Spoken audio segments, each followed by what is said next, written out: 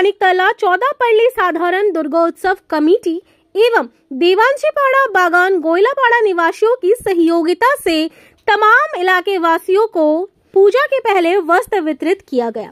इस दिन यह कार्यक्रम में मुख्य अतिथि के रूप में मानिकतला विधानसभा की विधायिका शुप्ति पांडे एवं तृणमूल की युवा नेत्री श्रेया पांडे मुख्य रूप से उपस्थित थी। उपस्थित अतिथियों की मौजूदगी में इस दिन यहां पर पूजा कमेटी के बैनर का भी उद्घाटन किया गया और साथ ही साथ इलाके के तमाम बुजुर्ग, पुरुष, महिला एवं छोटे छोटे बच्चों को वस्त्र वितरित किया गया। আমরা এই উদ্যোগটা নিয়েছি। টোটাল বাচ্চা যারা এসেছেন তারা টোটাল 40-45 জনের মতো বাচ্চা এসেছেন এবং সাথে আমাদের প্রবীণ নাগরিক যারা পাড়ায় দুই পাড়া মিলিয়ে যে প্রবীণ নাগরিকরা আছেন তাদের মধ্যে আমরা টোটাল 30 জনকে সংবর্ধিত করেছি আজকের এই অনুষ্ঠানে।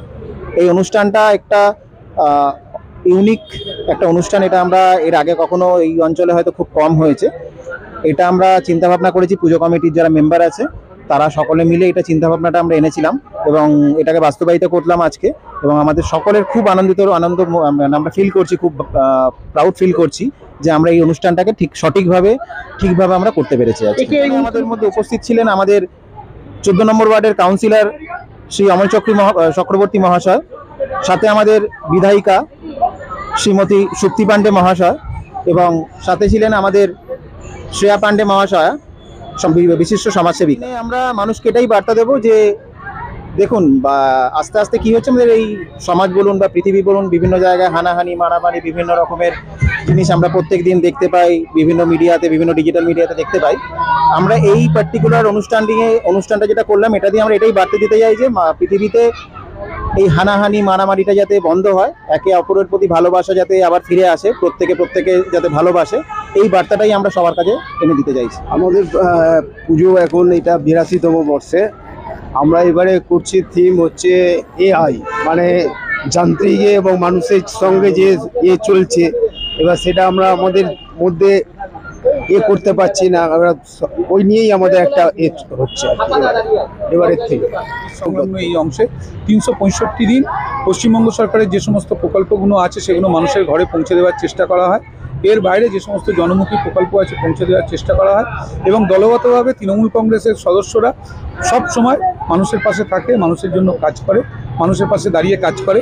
আপনারা এর বাইরে গিয়ে বলছি একটা কথা, মানে আমাদের এই আজকে অনুষ্ঠানের বাইরে গিয়ে বলছি, আজকে দেখবেন আপনারা আজকে স্কুল সার্ভিস কমিশন পরীক্ষা হয়েছে, বিভিন্ন মিডিয়া যেভাবে বিগত কিছুদিন ধরে, বিগত কয়েক মাস ধরে আমাদের সরকারকে কলুষিত করার চেষ্টা করেছে, কালিমালিপ্ত করার চেষ্টা করেছে, কিন্তু আজকে একদম মানে দুধ কা দুধ পানি কা পানি একদম আলাদা হয়ে গেছে।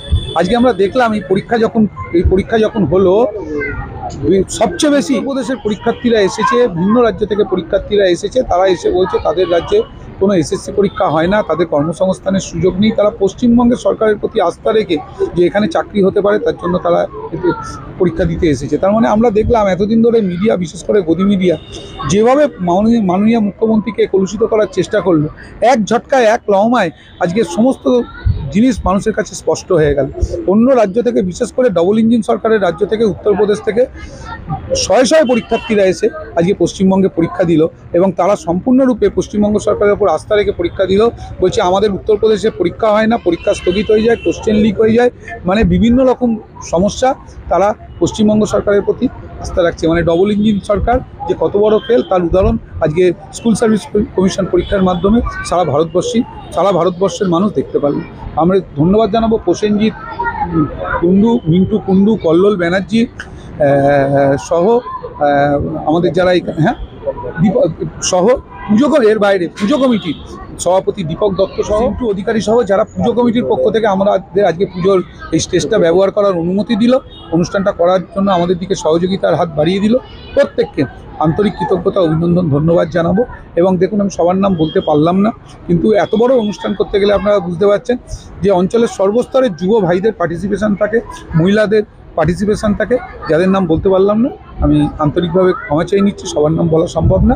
সুবীর সহ সবাই আছে, সোনা সহ, বুম্বা সহ সবাই, বিবেক সহ আর সবাই রয়েছে, সবাই মিলে একত্রে অনুষ্ঠান করেছে। পুজো কমিটির সকল সদস্যদের নাম বলা মানে ধৃষ্টতা, যেভাবে তারা আমাদের দিকে সহযোগিতা হাত বাড়িয়ে দিয়েছে, তারাও আমাদের পাশে থাকে সারা বছর, আমরাও তাদের পাশে থাকি সারা বছর।